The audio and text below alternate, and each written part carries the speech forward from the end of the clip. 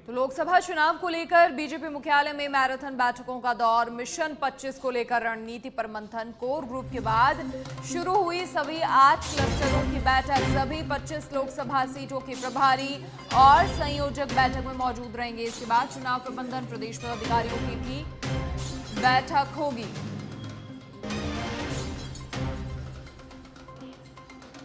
लोकसभा चुनाव के मद्देनजर बीजेपी लगातार एक्टिव मोड में है। बीजेपी मुख्यालय में मैराथन बैठकों का दौर लगातार जारी। मिशन 25 को लेकर रणनीति पर मंथन, क्लस्टरों की बैठक। कोर ग्रुप के बाद 8 क्लस्टरों की बैठक। लोकसभा चुनाव को लेकर मैराथन बैठकों का दौर जारी। बीजेपी मुख्यालय में मिशन 25 को लेकर बीजेपी लगातार सजग है।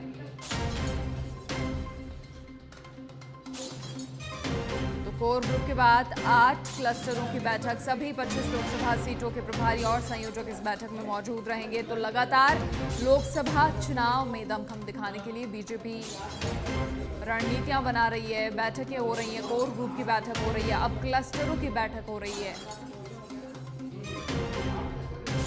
बीजेपी मुख्यालय में मैराथन बैठकों का दौर लगातार जारी। मिशन 25 को लेकर रणनीति पर मंथन लगातार शुरुआत से ही जारी है।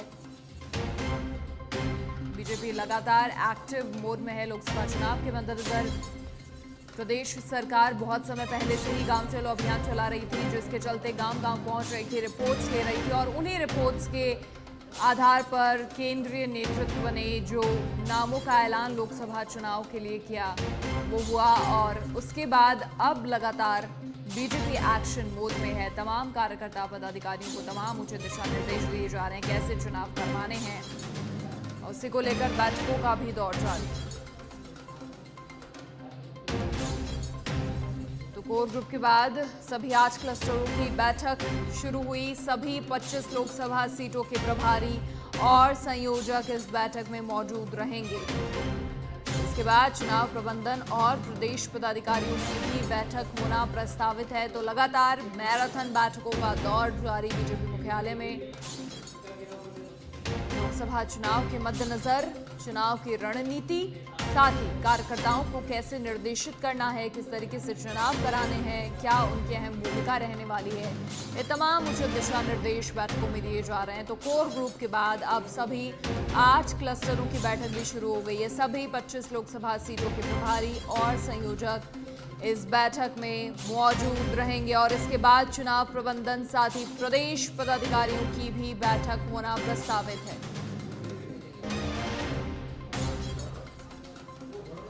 और इसी खबर पर अधिक बातचीत के लिए, जानकारी के लिए विशेष संवाददाता लाल सिंह फौजदार हमारे साथ फिलहाल जुड़ चुके हैं। लाल सिंह, क्या कुछ जानकारी देके पहले कोर ग्रुप की बैठक हुई और इसके बाद अब 8 क्लस्टरों की जो बैठक है इसकी शुरुआत हो गई है, क्या कुछ ताजा अपडेट?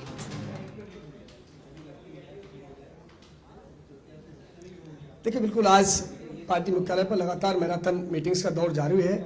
मिशन 25 को लेकर अंदर लगातार पदाधिकारियों की मीटिंग जारी है। सबसे पहले कोर कमेटी की मीटिंग हुई, जिसमें सीएम भजनलाल शर्मा मौजूद हैं, सीपी जोशी मौजूद रहे।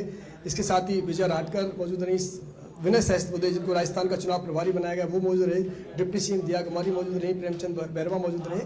और इसके बाद अब जो पार्टी मुख्यालय मीटिंग चल रही है वो क्लस्टर प्रभारियों की मीटिंग चल रही है। लोकसभाओं को लेकर 8 क्लस्टर तैयार किए गए हैं, यानी कि एक क्लस्टर में 3 लोकसभा क्षेत्रों को शामिल किया गया है। 3 लोकसभा क्षेत्रों को लेकर किस तरह चुनाव की रणनीति बनाई जाएगी, प्रचार का प्रबंधन क्या रहेगा, मुद्दे क्या रहेंगे, किन दिग्गज नेताओं के दौरे कराए जाएंगे, इन तमाम विषयों को लेकर चर्चा हो रही है। तो अभी जो तमाम क्लस्टर प्रभारी हैं, 8 क्लस्टर के तमाम लोकसभा के उन प्रभारियों के साथ मीटिंग हो रही है। लेकिन फिलहाल जो क्लस्टर प्रभारी हैं, क्योंकि एक के बाद एक मीटिंग, पहले कोर कमेटी की मीटिंग में जो मुद्दे आ सकते हैं उनको लेकर चर्चा की कि आने वाले दिनों में किस तरह चुनाव में आपको उतरना है, क्या रणनीति बनानी है, किन किन क्षेत्रों में किन किन नेताओं के दौरे कराने हैं, किन किन मुद्दों को लेकर आगे आपको जाना है, किन मुद्दों को प्रमुखता के साथ जनता के बीच रखना है, कैसे फ्लैगशिप योजनाओं को लेकर जनता के बीच जाना है, किस तरह आपको। और आने वाले दिनों में जो तमाम, चाहे भारतीय जनता पार्टी का जो स्थापना दिवस है 6 अप्रैल को आने वाला है, होली आने वाली है, इसके बाद बाबा साहब अम्बेडकर का जन्मदिन आने वाला 14 अप्रैल को, तमाम जो दिवस आने वाले हैं इन दिवसों पर ऐसी कैसी कार्य योजना तैयार की जाए जिससे अधिकतर कार्यकर्ता लोगों से जुड़े,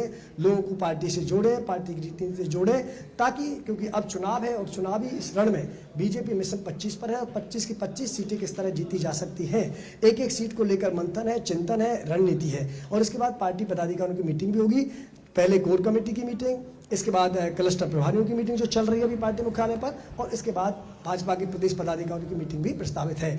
लगातार सीएम भजन लाल शर्मा मीटिंग में रहेंगे, सीपी जोशी मीटिंग में रहेंगे, जो विनय सहस्त्रबुद्धे हैं चुनाव प्रभारी हैं वो मौजूद रहेंगे, और पार्टी के तमाम जो जिम्मेदार कार्यकर्ता हैं जिनको चुनाव से जुड़ी तमाम जिम्मेदारियां दी गई हैं, प्रबंधन से जुड़ी जिम्मेदारी दी गई है, वो यहाँ मौजूद रहेंगे। और देखिए मनीष साहब, लगातार देख रहे हैं इस पार्टी का एक कल्चर है, बैठक जो मीटिंग कल्चर है, पुराना कल्चर है।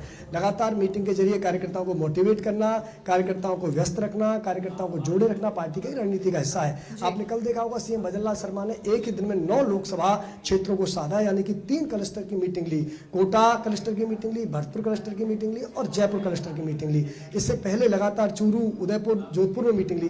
तो लगातार जो क्लस्टर की मीटिंग चल रही है, अब मीटिंग के बाद जो निकल कर आ रहा है उसके आधार पर आगे क्या रणनीति बनाई जाए, किस तरह मिशन 25 को हासिल किया जाए, कैसे जो आने वाले दिन है उनको लेकर कार्य योजना तैयार की जाए, और आगे अगर जरूरत पड़ेगी तो और कार्यकर्ताओं को भी जिम्मेदारी सौंपी जाएगी। अलग अलग प्रभारी बनाए गए हैं, चूंकि इससे पहले पार्टी ने सभी जो 25 लोकसभा क्षेत्र हैं वहां पर कार्यालय खोल दिए हैं, उन कार्यालयों की जिम्मेदारी सभी को दे दी और कमल के निशान को लेकर पार्टी का कार्यकर्ता अब निकल गया है। बिल्कुल लाल सिंह, देखिए सरगर्मियां तो विधानसभा चुनाव के बाद से ही शुरू हो गई थी कहीं ना कहीं, क्योंकि जब सरकार बनी उसके बाद से लगातार ऐसे अभियान चलाए गए जिनके आधार पर जो रिपोर्ट है वो केंद्रीय नेतृत्व को सौंपी जाए, और उसके बाद नाम ऐसे सामने आए, इससे कई बार नाराजगी भी हुई। लेकिन जो रिपोर्ट सौंपी गई, जो गाँव चलो अभियान के तहत जो मुख्यमंत्री वहां पर पहुंचे, डेप्यूटी चीफ मिनिस्टर्स भी गाँव गाँव पहुंचे, लोगों से जानकारी ली, और जहाँ कमजोर रिपोर्ट मिली, जहाँ पर काम नहीं देखने को मिला, वहीं पर टिकट काटे गए, क्योंकि पार्टी लगातार हैट्रिक लगाने का दावा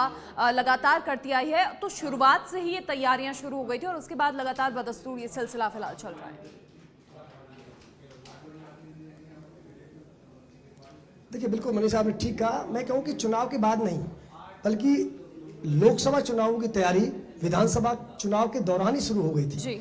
आप देखिए जब यात्रा निकाली गई थी उस दौरान एक एक सांसद का फीडबैक तैयार किया जा रहा था। बिल्कुल। उनका क्या फीडबैक है, जनता के बीच उनकी क्या छवि है। इसके बाद पार्टी ने प्रयोग किया कि 7 सांसदों को चुनाव मैदान में उतारा, जिनमें एक राज्यसभा सांसद थे और 6 लोकसभा के सांसद थे, जिनमें 3 को जीत मिली, 3 को हार का सामना करना पड़ा। पार्टी उसी वक्त से लगातार एक एक लोकसभा क्षेत्र को लेकर अपना फीडबैक तैयार कर रही थी, डाटा तैयार कर रही थी, किन मुद्दों का प्रभाव अधिक रहेगा चुनाव पर, इसका डाटा तैयार किया जा रहा था। और यही वजह है, आप देखिए सरकार ने आते ही, भजनलाल सरकार ने आते ही सबसे पहले ERCP के मुद्दे को सुलझाया, क्योंकि पार्टी को पता था, पार्टी को फीडबैक मिला था कि इन जिलों में जहां पार्टी कहीं ना कहीं थोड़ा चैलेंज भी मानती है, दौसा है, करौली है, टोंक है, सवाई माधोपुर है, अलवर है, भरतपुर है, भीलवाड़ा है, कोटा है, ये जो इलाका जो आता है, करीब 83 विधानसभा क्षेत्र जो ERCP से जुड़ी हुई, वहां पार्टी को लोकसभा क्षेत्रों के लिए पता था कि चैलेंजें हो सकती हैं। तो वहां उनको मालूम था कि ERCP का मुद्दा एक बड़ा मुद्दा लोकसभा चुनाव बन सकता है, जैसा कि विधानसभा चुनाव रहा। तो सबसे पहले उस मुद्दे को सॉल्व किया गया। इसके बाद सीकर, चूरू और झुंझुनू, ये जिले भी कहीं ना कहीं पार्टी मानती है चैलेंज हो सकता है, मामला टफ हो सकता है मुकाबला। ऐसे में इन जिलों को लेकर भी पार्टी ने रणनीति बनाई और सबसे पहले 30 साल से लंबित जल विवाद का निपटारा किया गया। एक मैसेज दिया कि पार्टी किसानों के साथ है, सरकार किसानों के साथ है। तो चाहे ERCP के मुद्दे को ले लीजिए, चाहे आप यमुना जल विवाद को जो हरियाणा जो उसको ले लीजिए, एकदम सॉल्व किया है। इसके साथ लगातार जो पार्टी कहती आ रही थी 27 लाख युवाओं के साथ कुठाराघात किया गया, पेपर लीक हुए, 17 पेपर लीक हुए और 27 लाख युवाओं का भविष्य कुठाराघात हुए। सबसे पहले SIT का गठन करने के बाद अब जो SOG कार्रवाई आप देख रहे हैं, ऐसा संभवतः पहले कभी आपको देखने को नहीं मिला। ट्रेनिंग SI को गिरफ्तार किया गया हो, ट्रेनिंग SI ट्रेनिंग दे रहे हो, उनको गिरफ्तार करके लाया गया, और एक के बाद एक तमाम जो चेहरे इसमें लिप्त हो सकते हैं, चाहे छोटे हो चाहे बड़े हो, उनको एक के बाद एक सलाखों के पीछे भेजा जा रहा है। तो सीधा युवाओं से जुड़ा हुआ मैसेज कि युवाओं के साथ सरकार है, 2 परियोजनाओं का समाधान करके सीधा मैसेज कि किसानों के साथ है। साथ ही महिलाओं को लेकर हम बात करते हैं, शक्ति बंधन अधिनियम लागने के बाद लगातार पार्टी ये प्रयास कर रही है कि महिलाओं के लिए पार्टी लगातार जो उसका महिलाओं के प्रति मैसेज है, महिलाओं के प्रति जो कल्याण की बात है, उसको पूरा कर रही है। जी बिल्कुल लाल सिंह, देखिए मुद्दे कोई नए नहीं लाए गए हैं, मुद्दे वही हैं, समस्याएं वही हैं जो पिछली सरकार में रह गई थी, और वहीं से उनको उठाकर अब उनको सॉल्व करने का प्रयास किया जा रहा है। तो ये चीज़ कहीं ना कहीं जनता से सीधे तौर पर कनेक्ट करती है कि पिछली बार क्या कमियां प्रदेश की जो कांग्रेस सरकार पहले थी उसकी रह गई थी, और अब जो लगातार कोशिश की जा रही है प्रदेश सरकार की ओर से, वो अब कमियां दूर करने की कोशिश प्रदेश की बीजेपी सरकार कर रही है।